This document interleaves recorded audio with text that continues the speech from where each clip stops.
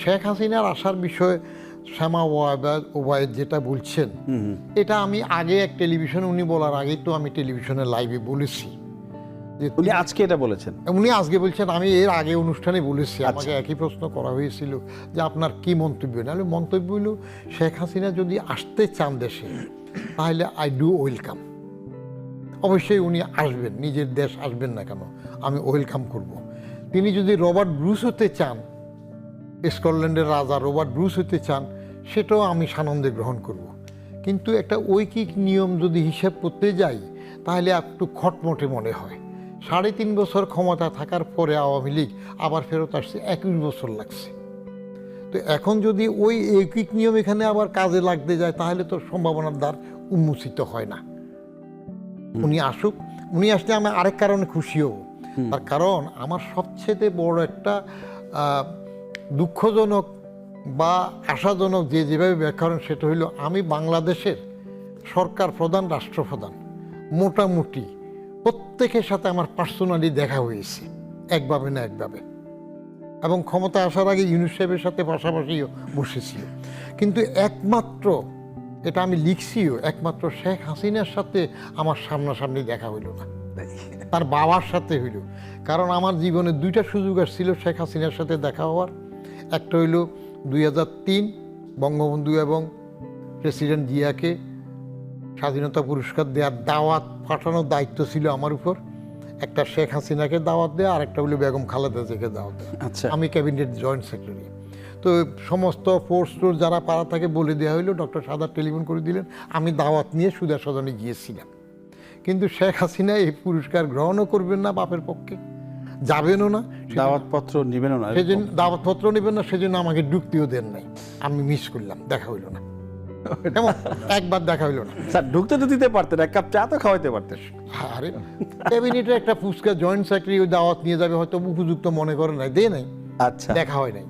তারপরে আরেকবার সুযোগ আসলো আমার নীলফামারীতে, মঙ্গার ডিউটিতে নীলফামারী জেলা আমার চার্জে ছিল জি, বেগম খালেদা জিয়া তখন প্রধানমন্ত্রী। তো আমি ভিআইপি রুমে আছি, শেখ হাসিনা যখন যাচ্ছেন অটোমেটিক আমি অন্য রুমে চলে গেলাম, শেখ হাসিনা সেই রুমে উঠলেন। আমি ভাবলাম যে এই এক সুযোগ দেখাতে হবে। বিরোধী দলের নেতা হিসেবে শেখ হাসিনা গেলেন মঙ্গার দেখতে।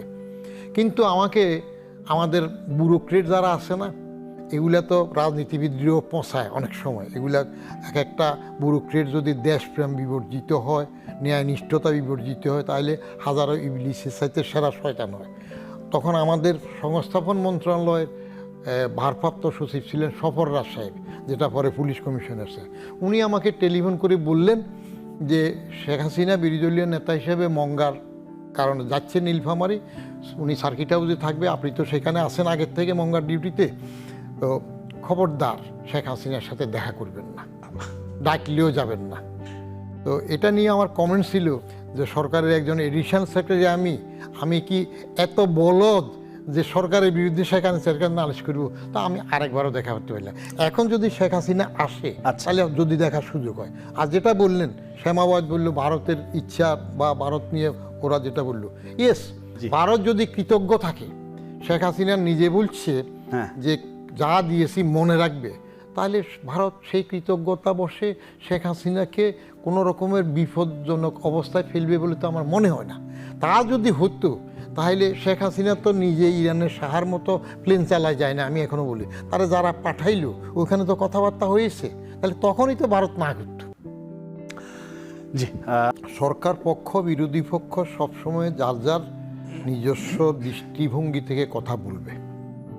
যেমন সবাই গণভোটের কথা জোর দিয়ে বলে যে গণভোটে তো এগুলো পাশ হয়েছে, 4টার ভিতরে যত প্রশ্নই থাকুক। আচ্ছা, আর সেটার মূল্যায়নটা হয় যে গণভোটের জন্য বিরোধীরা যখন বলে সরকার তো এটা বলছে যে মেনে নেবে, জুলাই করবে, পরে সেখানে পিছিয়ে যাচ্ছে, টালবাহানা কেন করছে?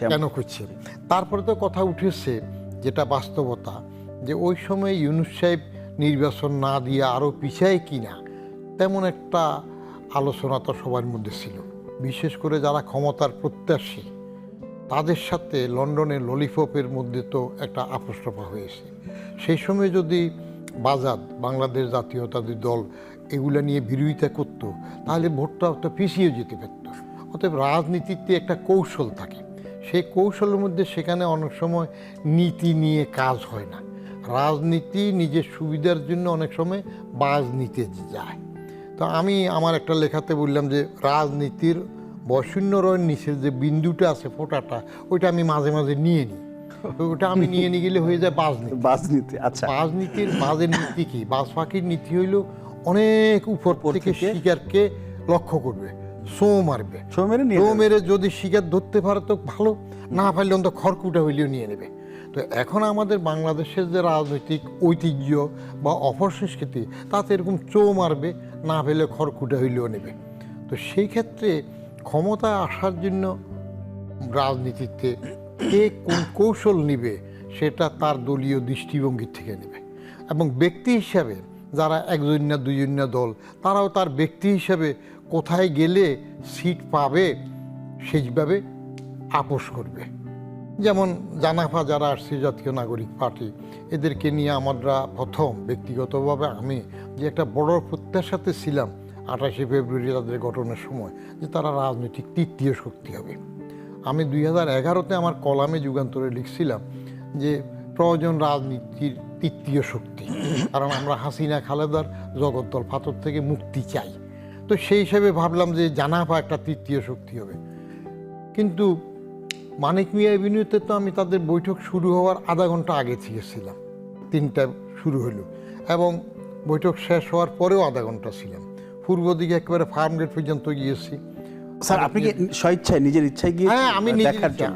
আমি নিজে স্বেচ্ছায় গেছি। আমি কি দাওয়াত পাই নাকি? আমি বেদাওয়াতিতে যাইয়া নিজের দাওয়াত নিজে কবুল করি। একটা নতুন শক্তি হচ্ছে। আবার উত্তর দিকে হাঁটতে হাঁটতে ক্রিসেন্ট লেক পর্যন্ত গেছি। তো দেখে আমি যেটা দেখলাম, এইজ গ্রুপের মধ্যে 40+ অডিয়েন্সের মধ্যে 40+ এজ গ্রুপ 5% হবে কিনা সন্দেহ ছিল। আচ্ছা, হেঁটে হেঁটে দেখলাম, তাহলে সমস্ত হইল তরুণ। তো সেটা একটা তরুণের শক্তি, তারুণ্যের শক্তি হতে পারত। কিন্তু সেই দলটা হঠাৎ করে অর্থ, বিত্ত, যেসব সমালোচনা আসতেছে, ক্ষমতা, এটার জন্য এমন হয়ে গেল যে তারা শেষ পর্যন্ত জামাতের পকেটে ঢুকে গেল। তাহলে রাজনীতিতে কৌশল কেন গেছে? তাদের একটা হিসাব আছে। ক্ষমতায় আসবে, মনে করেন যে বিরোধী হলো চিফ হুইপ যে নাহিদ সাহেব নাকে, তার বিপরীতে সরকার দলীয় চিফ হুইপ নুরুল ইসলাম মনি, কেমন মিলান তো। নুরুল ইসলাম মনির জন্ম 52-তে, নাহিদ সাহেব কবেকার, অথচ যাত্রাতে তিনি চিফ হুইপ হয়ে গেলেন। এইভাবে যারা এমপি হয়ে গেল, তো এটা আমি ব্যক্তিগতভাবে পছন্দ করি নাই। কারণ ইউনূস সাহেব যদি আকবরের বৈরমখা হয়ে তাদেরকে করেই থাকে, বাচ্চারা একটা করতেই পারে, এটা আমার পছন্দ হয় নাই। জি। কারণ একটু শেষ করে নিই, 69-এ গণ অভ্যুত্থান হয়েছে। আচ্ছা, তখন তো গণ অভ্যুত্থানের নেতারা, ছাত্ররা ক্ষমতার জন্য এই রকম কলা কৌশল করে নাই, আবার শিক্ষায় ফিরে গেছে। 90-তে গণ অভ্যুত্থান হয়েছে এরশাদের বিরুদ্ধে, তখনও তো ক্ষমতায় যাওয়ার জন্য এই অবস্থাতে যায় নাই, লেখাপড়ায় চলে গেছে। কিন্তু এখানে এবার ক্ষমতার জন্য পার্টি করে যেটা করেছে, প্রথমভাবে এই পার্টি করারই দরকার ছিল না, তারা লেখাপড়ায় গিয়ে পরে করতে পারত। তারপরও মন্দের ভালো, পার্টি করেছে ভালো, তারুণ্যের শক্তি হোক, কিন্তু সেটা নিজেদের মধ্যে নিজেদের আদর্শ অনুযায়ী ধরে রাখে নাই, সেটা ডিরেইল হয়ে এসছে। স্যার, এই যে আপনি 69 কথা বলেন, 90-এর কথা বলেন, ওই দুটো অভ্যুত্থান, এরপরে যেটা হলো 24-এ, মানে ধরেন ওই সময় 69, 90-তে এরশাদ দেশেই ছিলেন। তো এইবার তো হলো যেটা, যে একদম একটা সরকারের বড় একটা অংশ, প্রধান সহ চলেই গেলেন দেশ ছেড়ে। সেইটা কোনো একটা কারণ যে এই যে ওনারা রাজনীতি করলেন, ক্ষমতা আসতে চাচ্ছেন, মানে নতুন রাজনীতি, নতুন বন্দোবস্ত, মধ্যম পন্থা, নিউ সেটেলমেন্টের কথা তারা বারবার বলছিলেন। যখন যারা যে সময়ের সাক্ষী থাকে, আচ্ছা, সময়ের সারথি হয়, তারা সেটা ভালোভাবে পর্যবেক্ষণ করে এবং নিজের ঢোল নিজে বাজায়। আমি 71-এর সময় টকবগে তরুণ, 69-এর আন্দোলনে আমি টকবগে ইউনিভার্সিটির ছাত্র। আচ্ছা, তো আমরা তো 69-এ ডেইলি কীভাবে মুভমেন্ট করেছি, গিয়েছি, দেখছি। 71 দেখলাম 32 নম্বর রোডে একবার না গেলে তো তখন তো বাজাদের জন্ম হয় নাই, বাংলাদেশ জাতীয় দল তো হয়নি, হয় নাই। তখন তো সেখানে একটা কেন্দ্র ছিল। এরপরে ডাইমেনশন চেঞ্জ হয়ে গেল। স্বাধীন হওয়ার পরে যতটুকু আশা করা গিয়েছিল, 10ই জানুয়ারি 1972 পর্যন্ত জাতির পিতা বঙ্গবন্ধু শেখ মুজিবুর রহমান এক অস্তিত্ব ছিল। কিন্তু 10ই জানুয়ারি 1972 দেশে ফেরার পরে উনি যখন ক্ষমতায় গেলেন তখন 3.5 বছরের সেই পিরিয়ডটা অন্যরকম হয়ে গেছে এবং এমন দশা হলো যে এক্সপেকটেশন মানুষের ছিল সেটা তখন আর পূরণ হয় নাই। একদল বাকশাল করে তিনি নিজেও মরলেন, আমাদেরও মারলেন। এবং তার কিছু কিছু জিনিস তবে উনি চেষ্টা করেছিলেন, হয়তো পারেন নাই, স্বাধীনতা war born and war torn দেশের জন্য। উনি চুরি দুর্নীতি নিয়ে বলতেছিলেন না যে সবাই পায় সোনার খনি, আমি পেয়েছি পাই চোরের খনি। এই গাজী আমার কম্বলটা কোথায়? সেটি স্যার আপনি একটু বলেন, মানে প্রিন্স হয়তো বললেনই যে মূল্যহীন হয়ে যাবে, বলেই ফেলছেন, এই বিষয়ে আপনি কিছু বলবেন কিনা? আসলে কি মূল্যহীন হয়ে যাবে এত সহজ? আপনার শুনেন, সময়ে অনেক কিছু বদলায়। আমি ছোট্ট উদাহরণ দিই। সময়ের প্রেক্ষিতে নির্ভর করে, আপেক্ষিক হয়ে যায়। বঙ্গবন্ধু কার হাতে হত্যা হইলেন? সেনাদের হাতে। কিন্তু উনি কি ঢাকাতে কবর ফেলেন? পান নাই। ওনার টুঙ্গিপাড়া নিয়ে যাওয়া হইল, তাও এক মৌলভীবোধ জোর করাতে জানাজাটা হইল, নাহলে তো জানাজাই হতো না। 570 সাবান দিয়ে গোসল করানো হইল, রেড ক্রসের কাপড় দিয়ে তার রিলিফের কাপড় দিয়ে তাকে দাফন করা হয়েছে। হইল। তাহলে চিন্তা করেন বঙ্গবন্ধুর কি দশাটা ঘুরল। তার কারণ কি? কারণ ওই সেনারা তাকে হত্যার পরে আওয়ামী লীগ ক্ষমতায় ছিল না। যদি আওয়ামী লীগ ক্ষমতায় থাকতো তাহলে ঠিক জিয়াউর রহমানকে ওই একই সেনারাই হত্যা করেছে, বিপদগামী বলেন যাই বলেন। কিন্তু যেহেতু বিএনপি ক্ষমতায় ছিল, তাহলে ওনার জানাজা কি পরিমাণ হইল, ওনার কবরটা কোথায় হইল, আপনি চিন্তা করতে পারেন। যে স্পিকার, আমি তো সেই সময় ক্যাবিনেটে ছিলাম, প্রেসিডেন্ট জিয়ার সাথে তো আমার ক্যাবিনেট মিটিং সূত্রে ছোট বাচ্চা হিসেবে আমি সব কাজ করতাম, দেখতাম। তো সেই সময় কবর ঠিক করা হইলো কীভাবে? সময়ের কথাটা বললাম। কবর ঠিক হইল যে ঠিক স্পিকার চেয়ার থেকে স্ট্রেইট প্রেসিডেন্ট জিয়ার মাথা থাকবে, উনি ওখানে শুয়ে পুরো স্পিকারকে দেখতে পাবেন। এটা সময়ের বেনিফিট। কেমন? আবার দেখেন সময়ের বেনিফিট, বঙ্গবন্ধু অ্যারেস্ট হয়ে চলে গেলেন, পাকিস্তান নিয়ে গেল, এয়ারপোর্টের সে ছবিও আছে। কেমন? কিন্তু প্রেসিডেন্ট জিয়া প্রথমে নিজে, পরে বলল যে on behalf of our great leader Bangabandhu Sheikh Mujibur Rahman. তো এখন প্রচার করার সময়ে বদলায় যায়। এখন ওই অন বিহাফ অফ বঙ্গবন্ধু সেটা আর বলে না, যার যেটা সুবিধা সেভাবে সময় যেটা ঘটে আর কি। আবার সময়ের কারণে হাদি এখন বীর হচ্ছে, তার ঢাকা ইউনিভার্সিটিতে কবরের নজরুলের পাশে কবর হচ্ছে। হ্যাঁ, আর কিছু যদি তারা চাইতো এই সময়ের মধ্যে যে না, জিয়ার কবর চন্দ্রিমা উদ্যান, এখন জিয়া উদ্যান হয়েছে, অতএব হাদির কবর আমরা সরওয়ার্দী উদ্যানে দেব, ঠেকানো যেত না হয়তো। সময়ের কি হয়? আবার যদি চাইতো 3 নেতার মাজারের সাথে, যে শেরে বাংলা নাজিমউদ্দিন ফজলুলের সাথে এখানে দিত, সেটা হইতো। সময়ের কারণে জমির উদ্দিন সরকার আবার সংসদ ভবনের কবর পায়। এইগুলো আমাদের সংস্কৃতিতে নিউট্রাল কিছু হয় না। যখন যিনি ক্ষমতায় থাকেন তখন তিনি তারটুকু 16 আনা জায়গায় 32 আনা নেন, আদায় করেন। আর যখন কোনো রকম একটু বাটা পড়ে তখন আপনি কিছুই পাবেন। স্যার, মতিয়া চৌধুরী উনি কিন্তু মারা গেলেন, উনি কিন্তু যে মুক্তিযোদ্ধা হিসেবে যে সম্মান পাওয়া দরকার সেটা পান নাই। তোফায়েল আহমদ কি পেয়েছেন? সেটাই বললাম, আপনি অনেকগুলো এক্সাম্পল দিলেন আবার গভর্নমেন্টের সময়, আবার সময় পেলেন। এই মতিয়া চৌধুরী কি বলছিল? মতিয়া চৌধুরী যখন, আমরা তখন ঢাকা ইউনিভার্সিটির ছাত্র না, যে শেখ মুজিবের চামড়া তুলে নেব আমরা, শেখ মুজিবের চামড়া দিয়ে ডুগডুগি বানাবো। তো রাজনীতি হইল এমন একটা নীতি যেটার মধ্যে নীতি থাকে না। সেই মতিয়া চৌধুরী পরে আওয়ামী লীগের কি হইল, বড় নেতা হয়ে গেল। কেমন? সেখানে ডেপুটি লিডারের মতো পর্যায়ে চলে গেল। এগুলো সময় বদলায়। ওই যে বললাম না, বঙ্গবন্ধু 570 সাবান, রেড ক্রসের কাপড়, আর এখানে ওখানে হয়, এখন সেটাই হবে। স্যার, আমি একটা বিরতি নিচ্ছি, তার আগে একটু বলি, আপনি তো বললেন যে জিয়াউর রহমানকে হত্যা করা হয়েছিল, সেই ঘটনা আপনি একটু বললেন, সে বিষয়ে একটু কথা বলতে চাই, বিরতির পরে এসেছে। দর্শক, একটা বিরতি নিচ্ছি, ফিরছি শীঘ্রই, সাথেই থাকুন।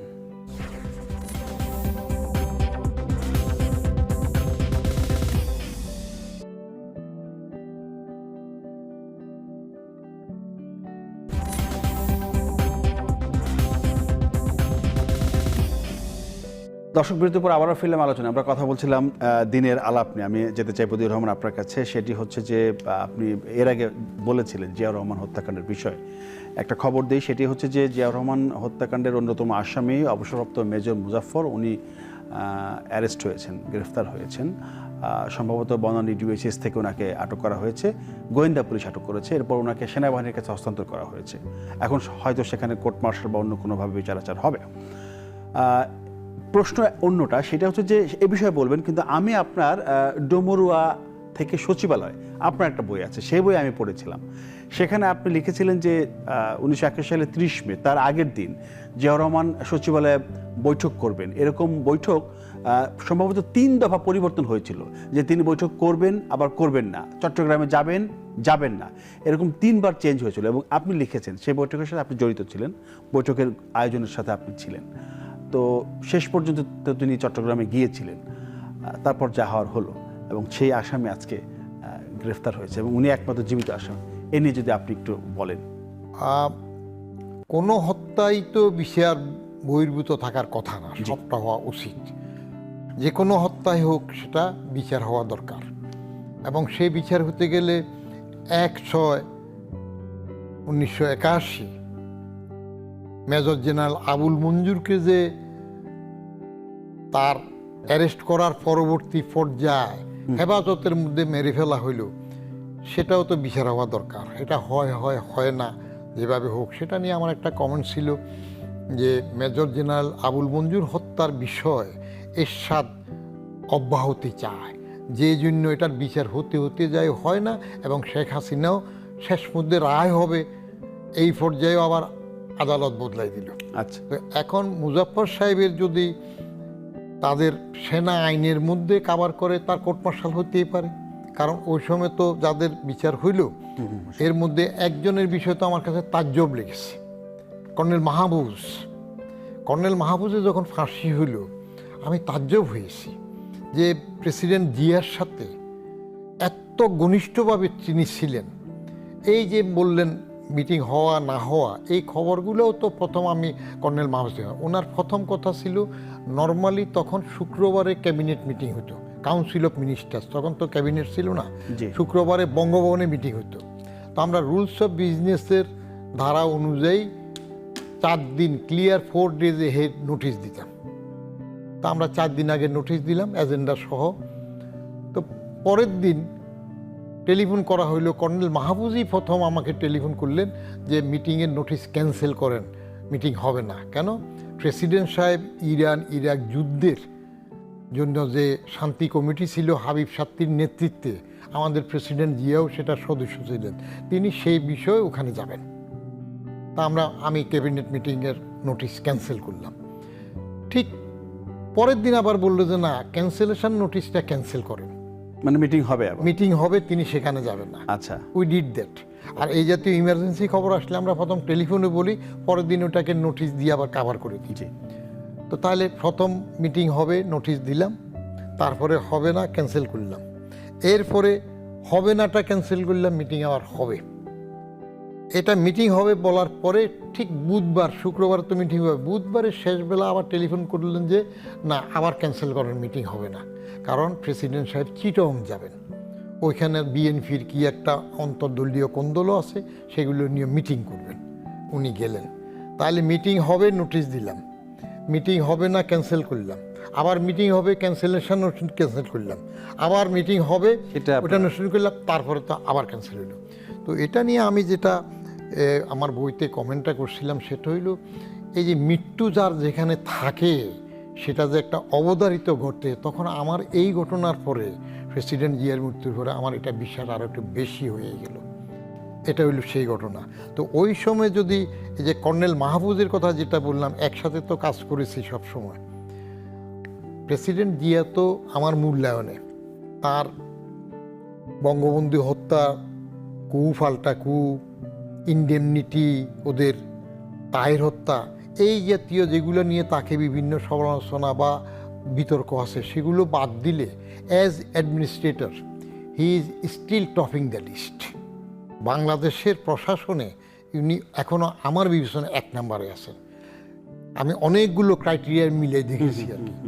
তিনি এখনো 1 নম্বরে আছেন। অতএব তার প্রশাসনের সাইডটা একরকম, ক্ষমতায় আসা, ক্ষমতা ওই বলয়টা সেটা আরেকটা ব্যাপার। বিচার তার হত্যা। কিন্তু মজার জিনিস কি, আমরা ওই যে আগে বলছিলাম রিলেটিভ, 2003 বিএনপি সরকার বেগম জিয়ার আমলে মিনিমাইজ করতে চেষ্টা করলেন। সেই জন্য 2003 বঙ্গবন্ধু এবং প্রেসিডেন্ট জিয়া দুইজনকে স্বাধীনতা পুরস্কার দেওয়া হলো, এবং এই দুইজনের সম্মানার্থে আর কাউকে দেয়া হইল না। খালেদা জিয়া দিলেন? খালেদা জিয়া, হ্যাঁ, 2003 আর কাউকে সেই বছর স্বাধীনতা পুরস্কার দেওয়া হইল না। সেখানে মিনিমাইজ করা মানে দূরত্বটা কমানোর মতো একটা প্রচেষ্টা ছিল। ওনাদের সাইটেশন লেখার দায়িত্ব আমার উপর ছিল। কিন্তু হলো উল্টোটা হয়েছে, এখন তো দূরত্ব অনেক বেশি। এখনটা পরে, সেই সময় ঘটনাগুলো বলছি, এই জন্য আমি তো ওগুলোর সাথে জড়িত ছিলাম। প্রেসিডেন্ট জিয়া তো কোনো দিন নিজের মুখে বঙ্গবন্ধু সম্বন্ধে কোনো কিছু কটুবাক্য বলেন নাই, খালেদা জিয়াও বলেন নাই। বরং প্রেসিডেন্ট জিয়াকে এক মুক্তিযোদ্ধা জিজ্ঞেস করছিলেন, ওই মুক্তিযোদ্ধার 2টা কোরবান দেয়, একটা বঙ্গবন্ধুর নামে, একটা প্রেসিডেন্ট জিয়ার নামে। তো ওই মুক্তিযোদ্ধা প্রেসিডেন্ট জিয়াকে পার্সোনালি জিজ্ঞেস করছিলেন যে আপনি বঙ্গবন্ধুকে কিভাবে মূল্যায়ন করবেন। তখন জিয়ার উত্তর ছিল, ওই মুক্তিযোদ্ধা যেটা আমাকে বললেন, পবিত্র স্থানে আমার রুমমেট ছিল তখন, সেখানে বললো যে বঙ্গবন্ধু এত মহান নেতা, তাকে মূল্যায়ন করবে ইতিহাস, আমার পক্ষে তাকে মূল্যায়ন করা সম্ভব না। তাইলে হি ওয়াজ জেনারাস, বঙ্গবন্ধু সম্বন্ধে একটা ভালো করলেন। ঠিক 2003 যখন স্বাধীনতা পুরস্কার দেওয়া হইলো, ওইটা সাইটেশন রাখার দায়িত্ব ছিল আমার উপর, দুইজনের সাইটেশন লেখা। ডক্টর শাহাদাত আমাকে দায়িত্ব দিলেন, বললেন যে কাক পক্ষীয় যেন না জানে, চুপচাপ করে নিজে এটা লিখবেন। তো লেখার পর আমাকে বললেন যে 4 জন, তাদের কোর নেতা 4 জনকে দেখাতে হবে। একজন মান্নান ভূঁইয়া, তখন পার্টির জেনারেল সেক্রেটারি, আবার মন্ত্রী স্থানীয় সরকার, আরেকজন ব্যারিস্টার নাজমুল হুদা, আরেকজন খন্দকার মোশাররফ হোসেন, উনি শুধু জীবিত আছেন, আরেকজন তরিকুল ইসলাম। এই 4 জনকে দেখাইতে হবে ওকে আছে কিনা। তো আমি নিয়ে প্রথম বলছে মান্নান ভূঁইয়ার কাছে যেতে। আমি যখন মান্নান ভূঁইয়ার কাছে নিয়ে গেলাম, মান্নান ভূঁইয়া ওই ভিতরে লেখার মধ্যে একটা লাইন লেখা আছে, জনগণ তাকে বঙ্গবন্ধু খেতাবে ভূষিত করেন। এই লাইনটা মান্নান ভূঁইয়া লাল কালি দিয়ে কেটে দিলেন। তা আমি এসে মান্নান ভূঁইয়া আবার ডক্টর শাহাদাত ক্যাবিনেট, এরা তো বন্ধু, ছাত্র ইউনিয়ন করতো একসাথে, বললাম যে আপনার বন্ধু তো এটা কেটে দিয়েছে, তো তাহলে আর কি করা যায়, বাকি 3 জনকে দেখাই নিয়ে আসেন।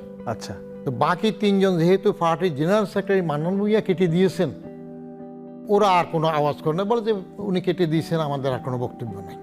তো আমি এসে পরে ক্যাবিনেট সেক্রেটারি বললাম যে স্যার, এটা তো একটা ইতিহাসের অংশ, তো এটা রাখা তো বিএনপির জন্য পার্টি হিসেবে ভালো হবে।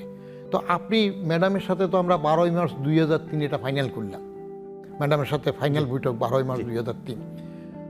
তো ডক্টর শাহাদাত যেহেতু চুক্তির জন্য আগ্রহী ছিলেন, তিনি মান্নান ভূঁইয়া গং এদের অপ্রিয় হতে চাইলেন না, বলে যে আমি এটা উঠাতে চাই না, আপনি ওখানে ম্যাডামের সামনে তুলবেন, এটা আমি সমর্থন করব। চিন্তা করেন, মানে জ্ঞান পাপী হইলে যেগুলো হয় আর কি, নিজের কর্নার উঠে নেয়। তো আমি সেখানে উঠেলাম 12ই মার্চ ম্যাডাম জিয়ার সাথে বৈঠকে। বললাম যে ম্যাডাম, আমার একটু সাবমিশন আছে। বললাম যে এই জিনিসটা, তখনও আবার ওই 4 জন কোর মেম্বার 4 জন ছিলেন, মান্নান ভূঁইয়া ওখানে উপস্থিত, হ্যাঁ, রাখা হয়েছে তো, এটা সবাই মিলে। মান্নান ভূঁইয়া ছিলেন, তরিকুল ইসলাম ছিলেন, ডক্টর খন্দকার মোশাররফ ছিলেন, বেনাহুদা ছিলেন, ব্যারিস্টার নাজমুল হুদা। আমি এটা উঠানোর সাথে সাথে মান্নান ভূঁইয়া আমার সাংঘাতিকভাবে ধমক দিল, কেটে দিয়েছি, আবার এটা এখানে উঠাইতেছেন কেন? বললাম যে স্যার, ফাইনাল তো হবে ম্যাডামের মাধ্যমে, তো ওনার মতামতটা দরকার, কারণ এটা বিএনপির জন্য ভালো হবে, ইতিহাসের অংশ। তো ম্যাডাম এভাবে যেভাবে ওনার স্টাইলে বসে বসে এই কয়েক সেকেন্ড এভাবে থেকে বলে যে না, ঠিক আছে, আমরা মানি বা না মানি, আপনারা মানেন বা না মানেন, জনগণ যে খেতাব দিয়েছে সেটা থাকবে। তো এটার সাইটেশন ছাপানো ক্যাবিনেটের বই তো আমার কাছে আছে। এটা এক টিভিতে বলার পরে আমার এক জুনিয়র কলিগ সচিব হিসেবে রিটায়ার করছে, এটা প্রটেস্ট করছে। তো পরবর্তী অনুষ্ঠানে আমি এটা ছাপানো দেখাই দিলাম, এটা ওখানে প্রিন্টেড আছে। সে সময় টেকনিকটা করা হয়েছিল, একজন তো বড়, বঙ্গবন্ধু অনেক বড় না, লম্বা না, তারপরে জাতির পিতা তো তখন, এবং কত লম্বা ইতিহাস। আরেক দিকে জিয়াউর রহমান তার পক্ষে স্বাধীনতা ঘোষণা করছে। তো বড়জনকে চেপে সাইটেশনে একটু ছোট করে নামাই আনতে হবে, ছোটজনকে আর একটু উঠাই নিতে হবে, দুইজনকে যেন ইকুয়াল বলা যায়। সেই চেষ্টাটা করা হয়েছিল। আমিও একটা চেষ্টা করেছিলাম, আমি একটা বড় চেষ্টা করছিলাম। চতুর্দশ সংশোধনী যখন হয়, রিসেন্টলি মারা গেছে জমিরুদ্দিন শিরকার সাহেব, তখন স্পিকার, সেই সময় কনস্টিটিউশনের মধ্যে ছবি প্রদর্শনী পর্যন্ত ইনক্লুড করেছে, যেটা এবার প্রধানমন্ত্রী বললে যে তার ছবি টবি কোথাও দেওয়া হবে না। তখন প্রধানমন্ত্রী রাষ্ট্রপতির ছবি কোথায় কীভাবে থাকবে সেটা কনস্টিটিউশনে ইনক্লুড করা হয়েছে। আমি তখন স্পিকার সাহেবরে বললাম যে স্যার, এই ছবি প্রদর্শনী কনস্টিটিউশনে আনা এটা মানায় না, এটা না করে বরং এইটুক করা যায় কিনা দেখেন, বঙ্গবন্ধু এবং জিয়াউর রহমান সাহেব এই দুইজনকে একটা পজিশনে কনস্টিটিউশন এনে দিতে পারেন কিনা। একজন জাতির পিতা হিসেবে স্বীকৃত থাকলেও আরেকজন বঙ্গবন্ধুর পক্ষে স্বাধীনতার বেতার ঘোষক হিসাবে তাকে ইনক্লুড করে দেন, তাহলে দূরত্ব কমে কিনা। উনি বললেন যে না, আমি এগুলাতে যেতে যাব না, কারণ মওদুদ এমনি আমাকে দেখতে পারে না, মওদুদ যে কনস্টিটিউশনে অ্যামেন্ডমেন্ট নিয়ে আসছে এগুলো থাকবে। স্যার আর এখন যে আটক হলেন মোজাফফর সাহেব, তার বিষয়ে ইনি যে কথা বললেন তার থেকে প্রকৃত তথ্য বাহির করা, ইনি একটা মারাত্মক শব্দ ব্যবহার করছেন, নির্মোহ। তো নির্মোহভাবে দলভিত্তিক, দলকানা, দলমনা হয়ে যদি তার থেকে কথা আদায় করার কোনো প্রচেষ্টা হয় তাহলে সেটা নির্মোহ হবে না। আসলে ইতিহাস বের করতে গেলে হোয়াট ইজ হোয়াট সেটা যদি বের করা যায় তাহলে হয়তো কিছু তথ্য নূতন করে পাওয়া যেতে পারে। আচ্ছা, এটা হইল প্রেসিডেন্ট জিয়ার হত্যার বিষয়। কিন্তু এটা দল মনা করে নিজেদের সুবিধার জন্য ক্ষমতাসীন দল সুযোগ নেবে কিনা, নির্মূল হবে কিনা, সেটার উপর নির্ভর করবে।